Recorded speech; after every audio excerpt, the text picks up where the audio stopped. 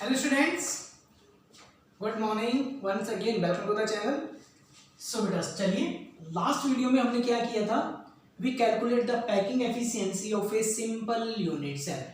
Packing efficiency means कि हमें इनके अंदर टोटल फिल्ड स्पेस और वैकेंट स्पेस फाइंड आउट करना है ताकि हमें उस यूनिट सेल या क्रिस्टल लैटिस की थोड़ी स्ट्रेंथ का पता लग जाए। क्यों? क्योंकि अगर मुझे पता चल जाएगा कि ये एटम्स को अगर हम ये अरेंज करते हैं इस यूनिट सेल को लेकर क्रिस्टल लैटिस बनाते हैं तो इतना टोटल फिल्ड स्पेस बनेगा और इतना वैकेंट स्पेस बचेगा, है ना। तो हमने लास्ट वीडियो में किया था सिंपल यूनिट सेल।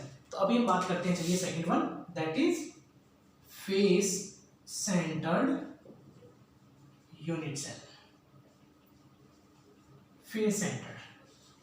अब बेटा face centred unit cell obviously पहले तो हमें यही पता होना चाहिए कि फेस सेंटर्ड यूनिट सेल होती क्या है, कि that unit cell in which atoms are present not only at the corners but also at the faces. Yes, two face. अब एक फेस इधर ले लेते हैं, दो, एक फेस ये रहा तीन, एक फेस ये हमारा बाहर वाला जिसमें मैं इसको यहाँ दिखा देता हूँ, और एक फेस अंदर वाला। तो how many total faces? 6 face. तो सबसे पहले तो मैं पता नहीं फेस सेंटर्ड यूनिट सेल में नंबर ऑफ एटम्स कितने होते हैं, किया था ना मैंने last calculation, total number of atoms.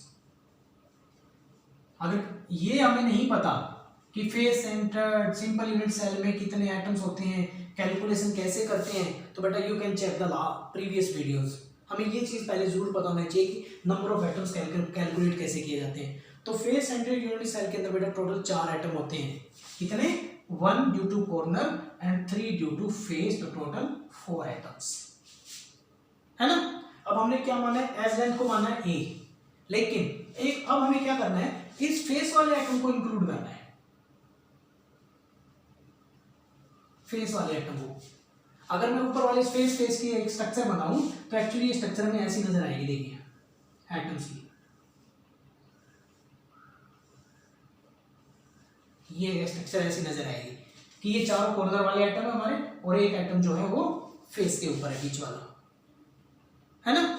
तो ये तो जो हमने मानी यहाँ का एक न्यूक्लियाई और ये न्यूक्लियाई, इन दोनों के बीच के डिस्टेंस को तुमने क्या माना,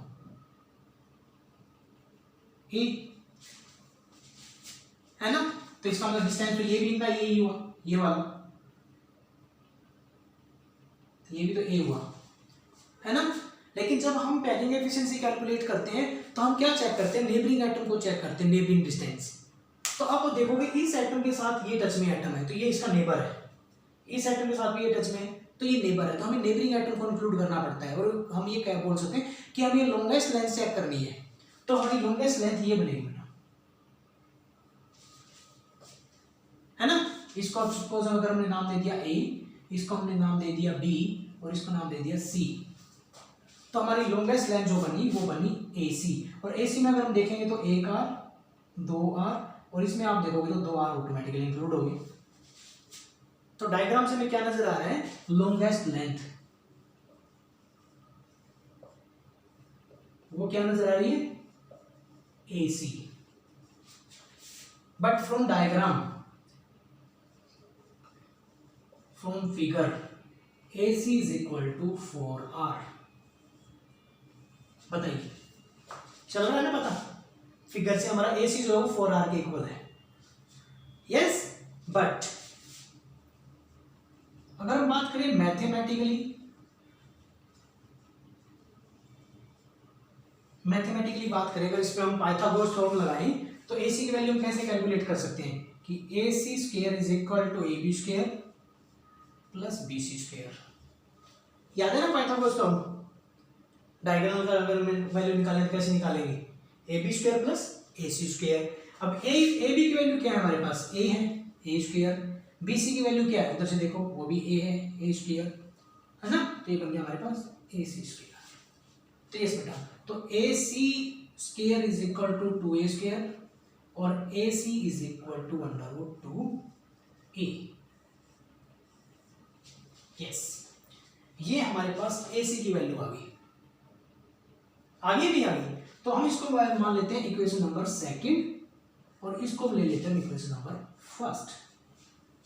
देखिए पहले तो हमने क्या किया, AC की जो वैल्यू है डायग्राम से देखी, फिगर से देखी, AC क्या नजर आ रहा है, AC हमारा 4R के इक्वल आ रहा है। बट अब हम उसको मैथमेटिकली कैलकुलेट करके देख रहे हैं। मैथमेटिकली कैलकुलेशन की तो हमने हमारे पास AC की वैल्यू है आ रही है √2a। अगर हम दोनों इक्वेशन को इक्वल पुट कर दें, है ना, कंपेयर कर दें कि compare equation first and second.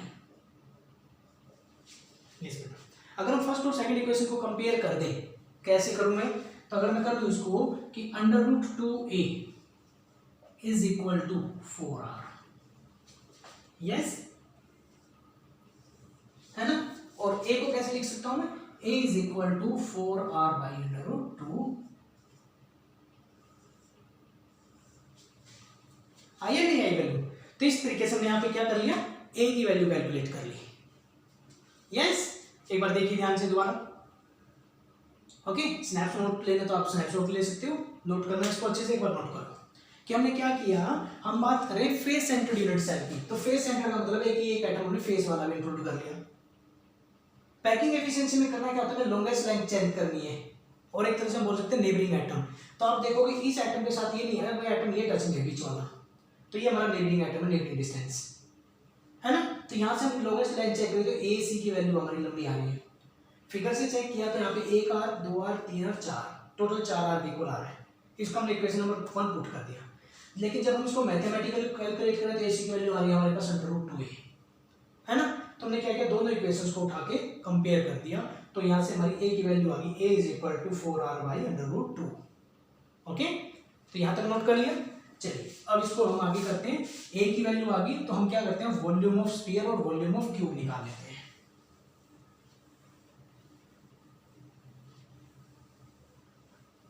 ठीक है, तो अब हम बात करते हैं volume of sphere. Volume of sphere क्या आता है, 4/3πr³। ये एक स्फीयर का वॉल्यूम, लेकिन हमारे स्फीयर कितने एटम कितने, टोटल 4। क्या हो गया, 16/3πr³।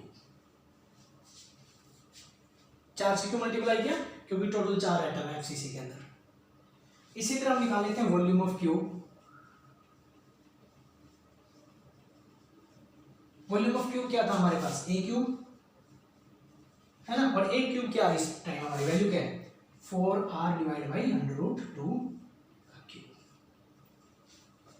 तो देखो इसको करके सोल्व क्या होगा, 64r³ डिवाइड बाई 2√2, है ना। इस √2 को 2-3 बार मल्टीप्लाई करना पड़ेगा हमें, √2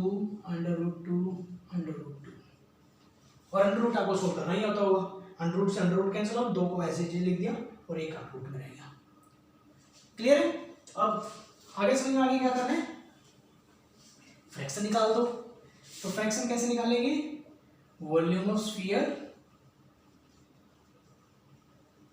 divided by volume of cube.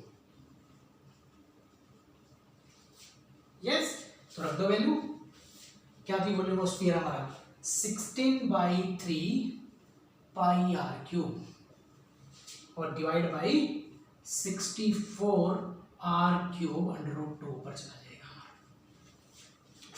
है ना, √2 ऊपर चला गया।